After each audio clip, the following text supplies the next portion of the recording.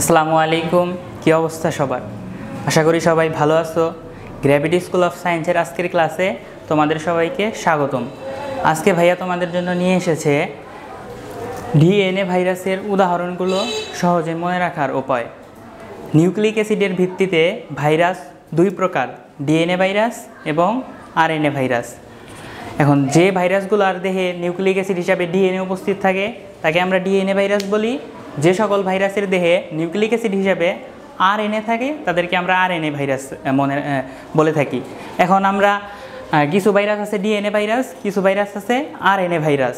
So আজকে আমরা DNA ভাইরাসের উদাহরণগুলো সহজে মনে রাখবো এবং পরীক্ষাতে যদি এরকম আসে নিচের কোনটি ডিএনএ ভাইরাস কিংবা নিচের কোনটি আরএনএ ভাইরাস, আমরা ডিএনএ ভাইরাস মনে রাখার সাহায্যে ওই বাকি যা থাকবে আমরা আরএনএ ভাইরাস হিসাবে গণ্য করব।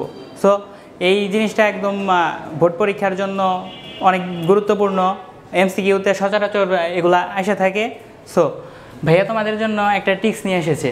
টিক্সটা এরকম: টিপুর ভাই টিটু ভ্যানিলা হতে ফ্রান্সে এলো। বাক্যটা কী ছিল আমরা আবার বলি, টিপুর ভাই টিটু ভ্যানিলা হতে ফ্রান্সে এলো। এখন এটাতে আমরা কিভাবে মনে রাখতে পারি ডিএনএ ভাইরাসের উদাহরণ? টিপু থেকে আমরা মনে রাখতে পারি টিআইবি, ভাই থেকে মনে রাখতে পারি ভ্যারিওলা এবং হেপাটাইটিস বি। এখন হেপাটাইটিস কিন্তু 5 প্রকার, তার মধ্যে শুধুমাত্র হেপাটাইটিস বি ডিএনএ ভাইরাস, বাকিগুলো আরএনএ ভাইরাস। এটা একটু ভালোভাবে তোমরা মনে রাখবা।